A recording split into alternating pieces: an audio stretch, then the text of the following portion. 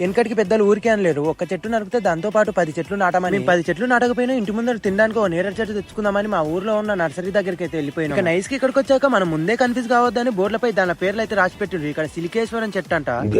నా లైఫ్ లో for the first time ఇలాంటి పేరు కూడా చెట్టుకుంటదని, చెట్టు కూడా పేరు లాగానే డిఫరెంట్ గా ఉంటది అనుకున్నా, కానీ నార్మల్ గానే ఉంది. స్కూల్లో పిల్లలకి సారేలాగా కాపలు ఉంటాడు, ఇక్కడ ఉన్న చెట్ల కూడా తాత అలా కాపలు ఉంటాడు. పొద్దున సాయంత్రం నీళ్ళు పట్టాలి దీనికి ఇక్కడ ఉండి. ఇక నైస్ గా తాతను కాసేపు మాటల్లో పెట్టి 2 నేరేడు చెట్లు అయితే అడిగినాము.